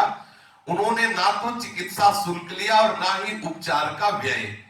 उन्होंने बड़े सम्मान पूर्वक बाबा की चिकित्सा की। जितने विनम्र उदार श्री ब्रह्म स्वरूप जी थे, वैसी ही सेवा परायण और साधु हृदय उनकी धर्म पत्नी थी। करबद्ध होकर बाबा से प्रार्थना की कि स्वामी जी घर पर भिक्षा करके ही जाना। बाबा की प्राकृतिक चिकित्सा लगभग 15-16 दिन चली। इससे बहुत लाभ हुआ। चिकित्सा का क्रम पूर्ण हो जाने के बाद भी पूज्य बाबा उनके पास आते रहे। बाबा प्रतिदिन जाते तथा प्राकृतिक चिकित्सा की प्रक्रिया का व्यवहारिक ज्ञान प्राप्त करते। बाबा के अद्भुत पांडित्य एवं सत्य आचरण से श्री ब्रह्म स्वरूप जी बहुत प्रभावित हुए और परस्पर ये स्नेह संबंध भविष्य में भी बना रहा। संन्यास ले चुकने के बाद पुलिस को पता चला कि चक्रधर ने संन्यास ले लिया, तो उनको लगा कि ऐसा तो नहीं कि ये संन्यास भी एक क्रांतिकारी का स्वरूप हो कि छुपकर संन्यास भेजते हो, हमारे विरुद्ध आचरण कर रहे हो। तो एक पुलिस को गुप्तचर रूप से लगा दिया बाबा के पीछे, और पुलिस विभाग ने पहचान लिया कि वही चक्रधर सन्यासी के वेश में युवक है। उनको संदेह था कि सन्यासी जीवन स्वीकार करके कोई षड्यंत्र तो नहीं रच रहे। पुलिस का एक गुप्तचर बाबा के पास सन्यासी वेश धारण करके पीछे पीछे लगा रहा। सन्यासी वेश में बाबा संस्कृत भाषा में ही बात करते थे। बाबा को क्या पता कि एक पुलिस का गुप्तचर है। वो सन्यासी वेशधारी गुप्तचर बाबा के साथ पीछे पीछे चलता, बाबा जहां बैठते बैठता। उस सन्यासी गुप्तचर को अपने साथ साथ बाबा भिक्षा कराने लगे। कई दिनों तक साथ रखा, पर बाबा देखते उसकी कोई आध्यात्मिक चिंतन नहीं, कोई आध्यात्मिक वार्ता नहीं। बाबा को बड़ा विस्मय हुआ। उन्होंने कहा कि महाराज आप मेरे साथ मत रहिए, क्योंकि आपकी कोई आध्यात्मिक उन्नति नहीं नजर आ रही, आपका कोई आध्यात्मिक चिंतन नहीं, और ये केवल भिक्षा पाना और इस भेष में रहना ये मुझे अच्छा नहीं लगता। आप मेरे साथ हो, कोई आध्यात्मिक उन्नति नहीं, आपकी परमार्थिक उन्नति के लक्षण मुझे बिल्कुल नहीं दिखाई दे रहे, इसलिए आप मेरे जैसे व्यक्ति के साथ मत रहिए, क्योंकि आपको लाभ मिलने वाला नहीं। आप अपना समय नष्ट कर रहे हैं। आप किसी हमसे भी बड़े श्रेष्ठ संत का आश्रय लें जिससे आपका परिवर्तन हो जाए। उस सन्यासी गुप्तचर ने कुछ उत्तर नहीं दिया। एक दिन बाबा ने उसको देखा कि वो साधारण नागरिक वेश में घूम रहा है। बाबा ने पहचान लिया और बंगला भाषा में पूछा, महाशय ये क्या परिवर्तन? वो पहले सन्यासी और अब साधारण वेश। वो सन्यासी गुप्तचर जो था बाबा के प्रश्न करने पर चुपचाप इधर उधर करके भाग गया। तो बाबा समझ गए कि ये सन्यासी वेश में पुलिस का गुप्तचर था, सन्यासी नहीं था। वो फिर बाबा के पास नहीं आया, क्योंकि उसने बताया कि नहीं, वास्तविक वो सन्यासी हो गए हैं चक्रधर जी। नियमतः बाबा प्रतिदिन गंगा स्नान के लिए जाया करते। हमने संतों से सुना है, यदि शरीर स्वस्थ हो तो जैसे सर्दी पड़ रही है, यदि आप गीजर के जल से स्नान करेंगे तो आपका ब्रह्मचर्य ठीक नहीं रहेगा। ये हम संतों से सुना है। आप ठंडे जल से स्नान करेंगे, आपका ब्रह्मचर्य पुष्ट होगा। इसीलिए प्रायः पुराने संत महात्मा नदियों का ही सेवन करते थे, क्योंकि इस समय जैसे यमुना जी में सुबह डुबकी लगाओ ना 4-5 के बीच में, बस समझो कि उसी समय पता चलेगा मैं शरीर हूं कि नहीं हूं। हाँ, और गंगा जी में जब स्नान करते थे ना तो जटाएं तीनों टाइम स्नान करने से भीगी ही रहती थी, हर समय शरीर कांपता रहता था। एक अद्भुत आनंद की अनुभूति होती। संतों ने कहा था कि यदि वास्तविक ब्रह्मचर्य रहना है तो ठंडे जल से स्नान करें, नदियों से स्नान करें, भिक्षावृत्ति से जिए, कोमल वस्त्र ना पहने, बहुत ही शरीर की जो त्वचा है इसको मजबूत करें, तभी वो ब्रह्मचर्य रह पाएगा। और अपने लोग जितना त्वचा कोमल हो रही उतने ही समझते हैं कि बहुत वीआईपी व्यवस्था है। बाबा गंगा जी को नित्य वंदना करते, नित्य गंगा स्नान करते। भगवती गंगा के पावन शांत प्रवाह का दर्शन, निर्मल नीर का सभक्ति सेवन और एकांत कूल पर स्थित आसन साधकों संतों सिद्धों के लिए सदैव उपयोगी रहा है। गंगा के तीर के पुनीत वातावरण में ब्रह्म चिंतन, भगवद अर्चन, साधन भजन सहज संभव है। अनुभव से संतों की जो बात सुनी वो समझ लीजिए। जब साधक वीर शक्ति का ह्रास करने लगता है तो उसको एक रोग लग जाता है। वो जब लघुशंका में बैठता है तो उसकी शक्ति का नाश होने लगता है। कोई भी हो, चाहे स्त्री पुरुष, कोई भी शरीरधारी हो। यदि आप नाभ से यहाँ ठंडा रखने की चेष्टा करें तो आपका पुनः ब्रह्मचर्य ठीक हो सकता है। इसके लिए जैसे नदी में हम खड़े होते हैं तो 5 मिनट ही खड़े हुए तो बिल्कुल आपके सिस्टम को ठीक कर देगा। जैसे यमुना जी है इतना। और अगर ऐसा ना हो, मान लो स्त्री शरीर, तो स्नान के समय सबसे पहला जल का कमंडल यहाँ उदर में जाना चाहिए, नाभिदेश में जाना चाहिए, और 2-3 कमंडल ऐसे डालकर तो उसको आपको बहुत लाभ मिलेगा। आप देखिए सुबह प्रातः कालीन जो जल पिया जाता है वो बहुत लाभकारी, जैसे उठे ना, जिसे ऊषापान कहते हैं, वो जल। और स्नान करते समय सबसे पहले नाभ में जल, और लघुशंका करते समय जो जल का प्रयोग, ये सब अपने संयम को पुष्ट करने के लिए है। पवित्रता भी होती है और ब्रह्मचर्य भी पुष्ट होता है। बाबा जो भी संत महात्मा मिलते उनसे भगवत चर्चा करते। चर्चा का विषय मुख्य रहता था श्रीमद् भगवत गीता का प्रतिपाद्य सिद्धांत या त्रिगुणातीत संतों के जीवन चरित्र। यही होता संतों के पास, या तो प्रभु की लीला का गायन, या कोई शास्त्र का दिव्य सिद्धांत, या भगवत प्राप्त महापुरुषों के जीवन चरित्र। सिद्ध महापुरुषों के जीवन चर्या अद्भुत आनंद प्रदान करने वाली है।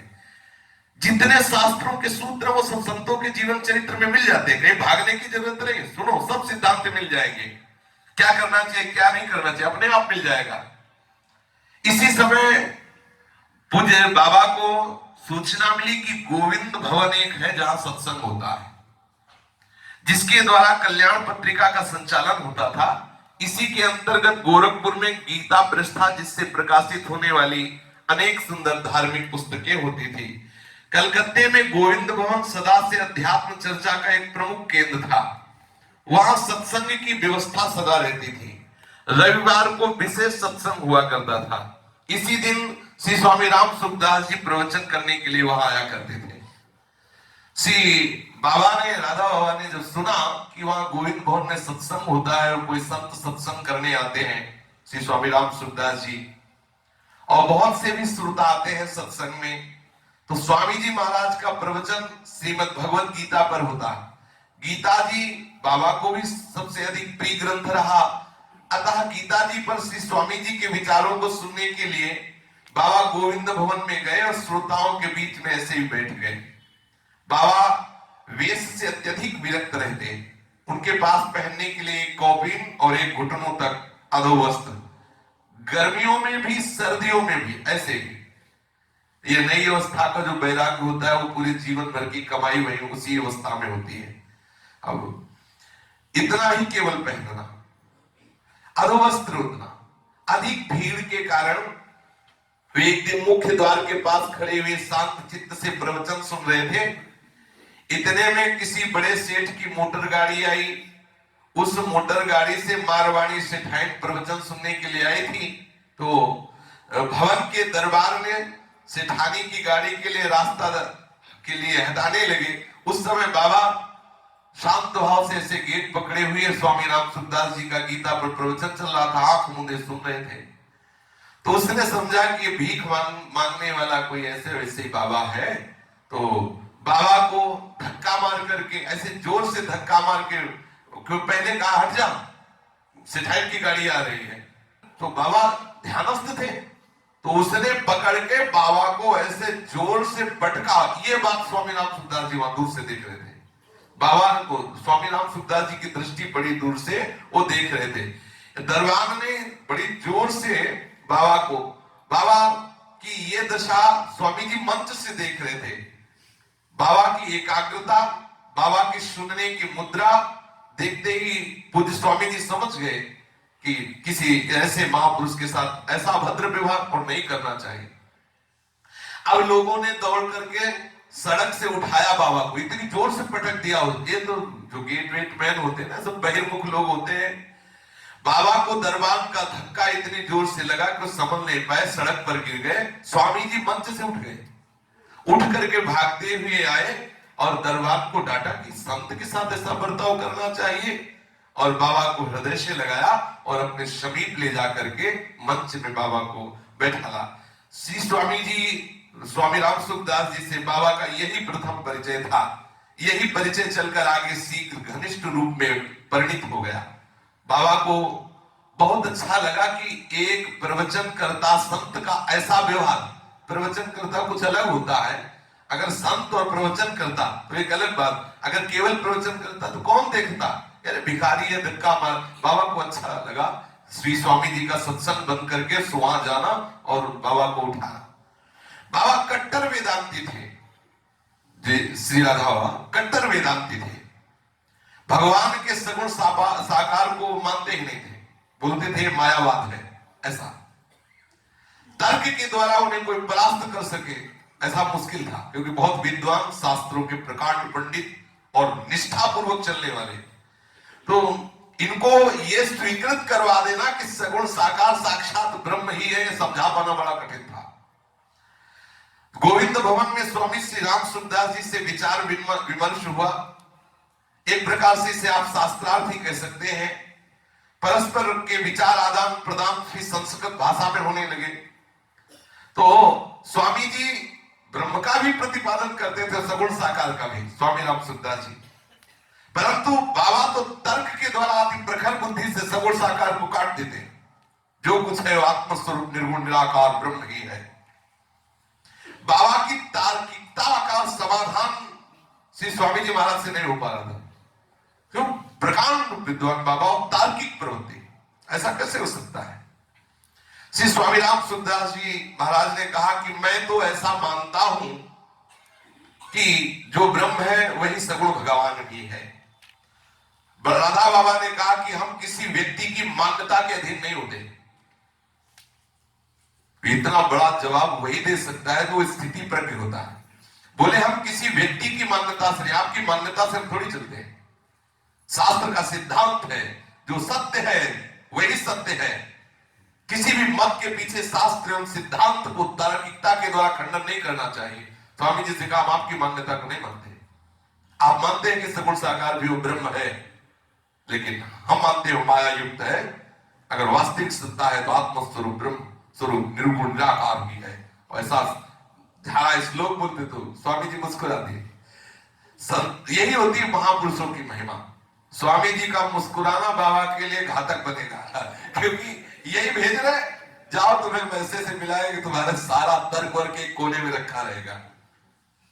स्वामी श्री राम सुखदास जी ने मुस्कुराकर बाबा से कहा कि पूज्य श्री जयदयाल जी हैं, और जयदयाल जी ब्रह्मबोध संपन्न गृहस्थी में रहते हुए ब्रह्मबोध संपन्न महापुरुष श्री जयदयाल जी हैं, और उन्होंने तत्व चिंतामणि नामक ग्रंथ निकाला है। आप उसको देखा है? बाबा से कहा, राधा बाबा से पढ़ने को दिया कि आप थोड़ा इसको पढ़िए। 2-3 दिन में पढ़ करके वापस कर दिया बाबा ने। परंतु किसी भी स्थिति में बाबा यह स्वीकार नहीं करने के लिए तैयार नहीं हुए कि वही साक्षात परब्रह्म सगुण साकार है। कितनी विचित्र लीला है, यही है बहुत विचित्र लीला। इस समय सेठ जी का एक पत्र आया हुआ था जो श्री स्वामी जी के सामने सुनाया जा रहा था, और बाबा बड़ी गंभीरता से सुन रहे थे। जब बाबा ने सेठ जयदयाल जी का पत्र सुना, तुरंत बाबा के हृदय में आया कि बिना ब्रह्मबोध हुई ऐसी बात नहीं लिखी जा सकती। इसका मतलब जयदयाल जी ब्रह्मबोध संपन्न महापुरुष है और ज्ञान की चौथी भूमिका में प्रतिष्ठित है। ऐसे बाबा ने पत्र पढ़ते ही अनुभव कर लिया। जो पत्र सुनाया जा रहा था, राधा बाबा ने तुरंत चिंतन के द्वारा कि ज्ञान की चौथी भूमिका में पहुंचे हुए हैं और इनको ब्रह्मबोध हो चुका है। यदि ब्रह्मबोध ना होता तो ऐसा पत्र लिखा ही नहीं जा सकता था। ये सेठ जी का पत्र है। बाबा ने पूछा ये पत्र किसका है? तो उनका है, जयदयाल जी का, सेठ जी का पत्र है। श्री स्वामी जी श्री चिन्मन लाल जी बिन्नानी को सुना रहे थे। बाबा गंभीरता से विचार करने लगे कि ऐसा पत्र वही लिख सकता है जिससे स्वरूप का अनुभव हो गया है। बाबा ने श्री राम सुखदास जी स्वामी जी से कहा कि ये पत्र किसने लिखा है? स्वामी जी ने कहा पत्र श्री सेठ जी जयदयाल गोयनका का है। बाबा ने पूछा है कहाँ रहते हैं सेठ जी? स्वामी राम सुखदास जी बोले वे तो बांकुड़ा में रहते हैं। बाबा ने पूछा है बांकुड़ा कहाँ है? स्वामी जी ने कहा बांकुड़ा बंगाल का एक नगर है। सेठ जी का वहीं पर संपूर्ण व्यापार है। बाबा ने कहा कि मैं इनसे मिलना चाहता हूं। स्वामी जी ने स्वीकृति दे दी और आपके बांकुड़ा जाने की सारी व्यवस्था करवा दी। आप कब वहां जाना चाहेंगे? तो बाबा ने कहा अभी, क्योंकि उनको तो लक्ष्य है, मैं वहां जाना चाहता हूं। जब किसी से मिलने की इच्छा जग ही गई है तो विलंब के इंतजार क्यों, मैं भी मिलूंगा। स्वामी राम सुखदास जी ने श्री सेठ जी के परम निजजन थे। स्वामी जी को देखकर बहुत प्रसन्नता हुई कि बाबा जैसा प्रतिभा संपन्न सन्यासी सेठ जी के प्रति भाव कर लिया। अब बात बन जाएगी, क्योंकि श्रद्धा बन गई सेठ जी के प्रति तो भाव कर, क्योंकि सेठ जी दोनों बात बराबर मानते थे। भगवान सच्चिदानंद तत्व जो ब्रह्म है वही सगुण साकार है, इसमें कोई अंतर नहीं। ऐसा तो अब सुख हुआ श्री स्वामी राम सुखदास जी को कि इतना बड़ा विद्वान सन्यासी यदि मिलेगा जाकर के तो वो जरूर परिवर्तन कर देंगे। श्री स्वामी जी महाराज ने रेल की टिकट कटवा दी, बाबा को दिया, साथ ही बाकुड़ा तार भी करवा दिया श्री पूज्य जयदयाल जी को, कि हो सकता है कि वो अपनी आत्मरति में ना मिले इनसे, तो तार करवा दिया कि एक युवक सन्यासी आ रहे हैं, बड़े ही योग्य हैं और आप कृपा करके जरूर उनसे मिलिए। यथा समय तार बाकड़ा पहुंच गया। श्री सेठ जी के आदेशानुसार श्री घनश्याम दास जी जालान, जो आजीवन गीता प्रेस के मुद्रक तथा प्रकाशक रहे, साथ ही श्री सेठ जी के अत्यंत निकट सहयोगी रहे, बाबा को लेने की प्रतीक्षारत थे। बाबा ने श्री सेठ जी के घर ही जाकर भिक्षा की और सेठ जी से एकांत में बैठकर चर्चा की। सेठ जी कभी भी अपने बारे में कुछ बोलते नहीं थे, बहुत साधारण जीवन, चश्मा लगाए, पाक बांधे, कुर्ता धोती, साहब कोई जान न पाए कि इतने की उच्च कोटि के महात्मा है, बहुत ही अंतरंग, पर गूढ़ सत्संग उनके मुख से अपने बारे में किसी के लिए, किसी के सामने नहीं निकलता था। वे स्वयं को बहुत गुप्त रखते थे। ऐसे संगोपन स्वभाव वाले सेठ जी ने मिलते ही बाबा के सामने अपनी स्वरूप स्थिति रख दी, क्योंकि अधिकारी थे बाबा। किसी अज्ञात प्रेरणा से पूज्य श्री सेठ जयदयाल गोयनका ने पूज्य बाबा को अपनी स्वरूप स्थिति और जो जो जिज्ञासा करते जाते उसी स्वरूप स्थिति से समाधान किया। बाबा तो यही चाहते थे, उस पत्र के लेखक को स्वरूपानुभूति हो गई है, ये बात निश्चय थी पत्र पढ़ते ही। आज जब उनके दर्शन के बाद की बहुत प्रसन्नता हुई कि मुझे ब्रह्मबोध संपन्न महापुरुष का सानिध्य मिल रहा है। गोयनका जी के सम्मुख बाबा नतमस्तक हो गए। सन्यासी वेश है, लेकिन प्रणाम किया कि धन्य है, गृहस्थी में रहते हुए ऐसी ब्रह्मानुभूत एक सन्यासी प्रणाम कर रहा है। अब भगवत तत्व पर परस्पर विचार विनिमय होने लगा, तो बाबा तो सांकर मत के अनुयायी, द्वैत साधना से सिद्ध ब्रह्म के सिवा उसमें प्रतिष्ठित अनंत सत्य ज्ञान आनंदमय ब्रह्म से सदा एकात्म की अनुभूति, फलस्वरूप बाबा को यह अनुभव होता रहता था कि जगत ना था, ना है, ना होगा, ये जगत स्वप्नवत है, मिथ्या है। ऐसी ब्राह्मी स्थिति बाबा की थी, पूज्य राधा बाबा की।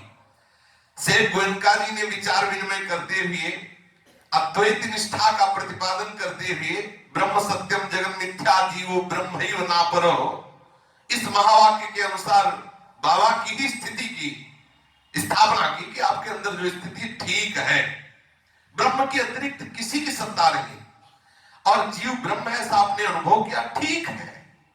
पर ये जो प्रभु श्री कृष्ण है, ये ब्रह्म की प्रतिष्ठा है, तो ये बात बाबा को बिल्कुल पसंद नहीं आती।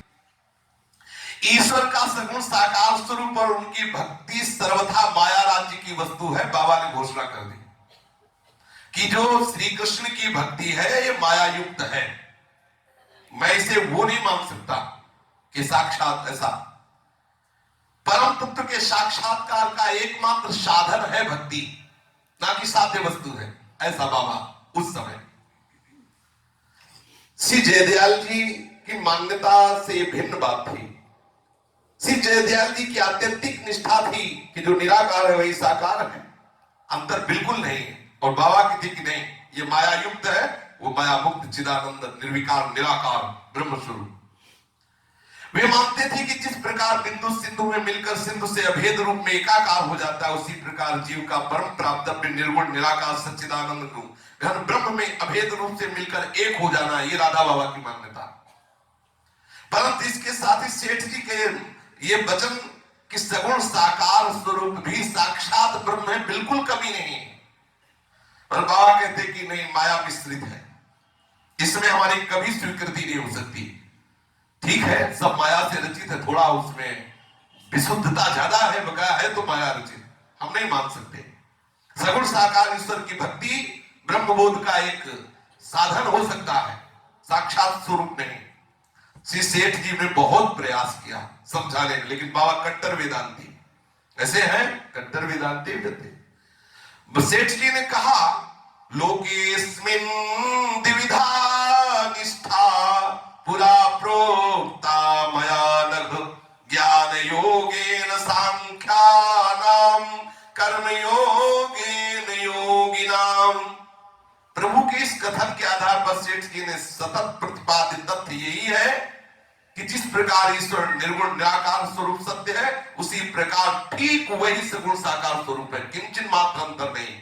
सेठ जी यही कहते हैं, एक ज्ञान से उसे प्राप्त होता है, भक्ति से प्राप्त होता है। वही निर्गुण निराकार साध्य की प्राप्ति के लिए साधन पथ है ज्ञान योग, सगुण साकार साध्य की प्राप्ति के लिए साधन पथ है भक्ति योग, कर्म योग।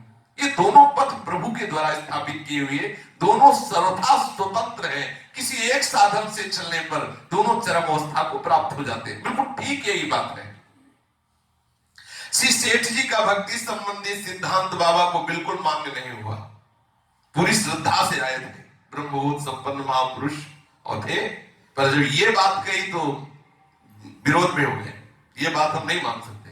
बाबा राधा बाबा ये बात बिल्कुल नहीं माने। श्री सेठ जी ने अपनी मान्यता बार बार समझाना था, पर बार बार वो काट देते। बाबा बिल्कुल नहीं समझते, ये बात हम नहीं मान सकते, ऐसा बाबा कहते हैं। बाबा पूर्ण विद्वान, पूर्ण सांकर मत के अनुयायी, पूर्ण सांकर मत के शास्त्रों के ज्ञाता, विद्वानों की गोष्ठी में जैसी शैली और विचार आलोचना प्रतिपादन होता वैसे ही खंडन मंडन करते रहे। पूर्ण अभ्यस्त थे शास्त्रों के राधा बाबा। अब सेठ जी अपनी बात को सीधे साधे शब्दों में बार बार रखते और बाबा बार बार शास्त्रीय श्लोकों से, सिद्धांतों से काट देते। शब्द प्रमाण परिभाषिक शब्दावली का प्रयोग करते हुए जिस शास्त्रीय शैली से विद्वान लोग अपने मत का प्रतिपादन करते हैं, सेठ जी के पास वो अभाव था। सेठ जी सरल सीधे ब्रह्मबोध संपन्न और बाबा शास्त्रीय सिद्धांतों से परिपक्व श्लोक बोलकर काट देते। परिणाम ये निकला कि सेठ जी ने अपने को असफल पाया बाबा को समझाने में, कि अब हम तुम्हें नहीं समझा सकते महाराज। वो चाह करके भी बाबा को समझा नहीं पाए। इस विचार विनिमय का स्वरूप कुछ शास्त्रार्थ जैसा ही था। दोनों पक्षों की ओर से स्वानुभूत सत्य उद्घाटन और प्रतिपादन चलता रहा कई दिनों तक। प्रतिपक्ष में परास्त करके विजय गर्व से प्रफुल्ल होने की भावना किसी के मन में नहीं थी। बस ये था कि सत्य बात शास्त्रार्थ में विजयी कहलाकर राम भाव को परिपोषित करने वाली वृत्ति कहीं नहीं थी, ना राधा बाबा में था, ना पूज्य सेठ जी में। किसी भी प्रकार से क्षुद्रता से पूर्णता विरहित ये शास्त्रार्थ था। दोनों पक्षों की ओर से एकमात्र हो रहा था अपने अपने अनुभूत सत्य का निवेदन। इसी का परिणाम था कि इस विचार विनिमय में कटुता लेस मात्र नहीं आई, बड़े सौहार्द से वार्ता होती रही। इतना होकर भी स्वानुभूत सत्य का आग्रह उस अनुभवगत सत्य से भिन्न रहा। अर्थात बाबा का और पूज्य श्री सेठ जी का भाव नहीं मिल पाया। बाबा सेठ जी के पास बांकुड़ा गए थे। 3-4 दिन बाद सेठ जी को सत्संग के लिए रांची जाना था। सेठ जी के अनुरोध पर बाबा उनके साथ साथ रांची गए। बांकुड़ा तथा रांची इन दोनों स्थानों पर लगभग 14-15 दिन तक सेठ जी ने बार बार ऐसे सूत्र रखे कि इनकी समझ में आ जाए कि वही श्री कृष्ण साक्षात परम ब्रह्म है। बराबर विचार विनिमय होता रहा। विचार विनिमय 15 दिन तक चलता रहा, लेकिन बाबा की प्रखर तार्किक बुद्धि के आगे सेठ जी के एक नहीं चली। वो काटते रहे। जहां तक निर्गुण निराकार ब्रह्म के साध्य तत्व की बात आती तो सपोर्ट दे देते पूज्य श्री जयदयाल जी को बाबा, और जहां सगुण साकार की बात आती वहां खंडन कर देते कि ये साधन मान सकते हैं, सत्य वस्तु अब है। यही तो भगवान की लीला विचित्र है। निर्गुण निराकार ब्रह्म के साध्य साधन की दृष्टि से दोनों एक दूसरे से सहमत थे, परंतु सगुण साकार ईश्वर के साध्य तत्व और साधन पद्धति, ईश्वर के अस्तित्व, ईश्वर की उपासना के विषय में पूज्य राधा बाबा सेठ जी से सहमत नहीं हुई। ईश्वर और ईश्वर की भक्ति संबंधी प्रत्येक बात को बाबा कहते हैं कि ये सब माया राज्य है, ये सब माया राज्य है, मैं स्वीकार नहीं कर सकता। ये ठीक है, ईश्वर की साकारोपासना संबंधी बातें श्री सेठ जी बाबा के हृदय में स्थापित करने की चेष्टा करते पर नहीं कर पाए। अब विवश होकर सेठ जी ने कहा कि कभी भाई जी हनुमान प्रसाद पोद्दार जी से मिले हो राधा बाबा से? तो बाबा ने कहा हमें किसी से मिलने की आवश्यकता नहीं। एकदम सेठ जी ने कहा कि किसी भी प्रकार से आप एक बार श्री हनुमान प्रसाद पोद्दार जी से मिल लीजिए, एक बार आप मिल लीजिए। बाबा ने तटस्थ भाव से उत्तर दिया, किसी पोद्दार जी से मिलने के लिए मेरे मन में उत्साह नहीं है। क्या जानना है मुझे, क्या पाना है, क्यों जाए, क्यों मिले? बाबा का अध्ययन विशाल, बाबा का अनुभव विशाल। वो बार बार श्रीमद् भगवत गीता जी के सिद्धांतों से इस सेठ जी से वार्ता करते रहे और बिल्कुल उत्साह नहीं दिखाया कि मुझे भाई जी के पास जाना है, क्योंकि यहीं से सब कुछ बातें ऐसी होती है ना जो तर्क से नहीं जीती जाती है, जो भाव से जीती जाती है। भाई जी ने कभी तर्क नहीं किया बाबा से।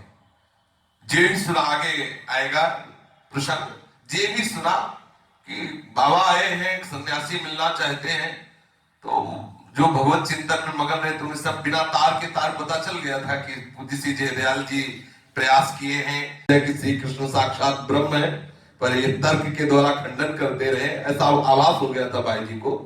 भाई जी आके झुक के जे भी ऐसे चरण छुए बाबा के, तो ऐसा लगा जैसे प्लग लग गया हो, सब खत्म। आम ब्रह्मास्मि में शिवोहम जितना था ना, सब खत्म। देखा मंद मंद मुस्कुराते हुए श्री कृष्ण, तो बाबा ऐसे देखे भाई जी की तरफ। बाबा सहसा किसी की तरफ देखते नहीं थे, और भाई जी ने देखा, दोनों देखते ही रह गए। और देखते देखते ऐसे हो गए कि जैसे कामिनी में आसक्त कामी होता है, ऐसे कट्टर वेदांती बाबा आसक्त हो गए भाई जी पर आसक्त हो गए। जहां भाई जी का शरीर रहेगा वही रहेंगे, क्योंकि देखा कि भाई जी के नेत्रों में प्रिया प्रीतम समाये। बड़ी सुंदर रसमयी वार्ता। अब यहीं से रसमयी वार्ता प्रारंभ होती है, जब भाई जी से मिलन होता है। बड़ा दिव्य महाभाव रस में डूबे हुए दोनों महापुरुषों ने बड़े बड़े अपने सुंदर अनुभव प्रकट किए हैं। इनके प्रताप से, इनके प्रसाद से अपने लोग भी श्री प्रिया प्रीतम के चरणों का सदैव चिंतन करते हुए रस में डूबने की आकांक्षा करें। श्री राधा वल्लभ लाल की जय। जय जय श्यामा, जय जय श्याम, जय जय श्री वृंदावन धाम। जय जय श्यामा, जय जय श्याम, जय जय श्री वृंदावन धाम।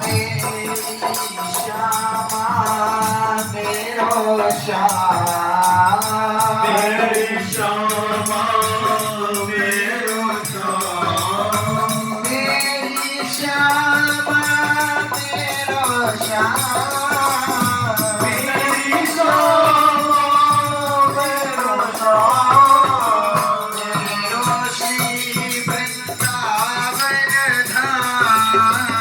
मेरो श्री वृंदावन धाम।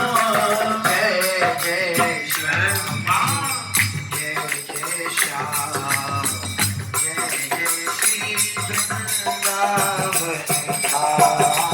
जय जय श्यामा, जय जय श्याम, जय जय श्री वृंदावन धाम। जय राधे श्री राधे, राधे राधे श्री राधे। जय राधे श्री राधे, राधे राधे श्री राधे। श्यामा श्यामा, श्यामा श्यामा श्री श्यामा। जय श्यामा श्री श्यामा, श्यामा श्यामा श्री श्यामा। जय राधे श्री राधे, श्री राधे, जय श्यामा श्री श्यामा। जय श्यामा श्री श्यामा। राधे राधे श्री राधे। जय राधे श्री राधे, राधे राधे श्री राधे। श्यामा श्री श्यामा, श्यामा श्यामा श्री श्यामा। जय श्यामा श्री श्यामा, श्यामा श्यामा श्री श्यामा।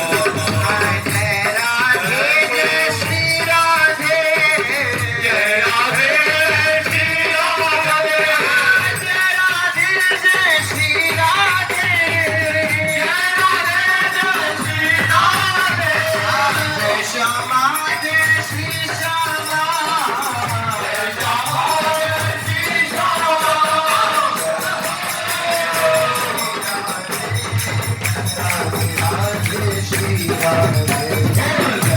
राधे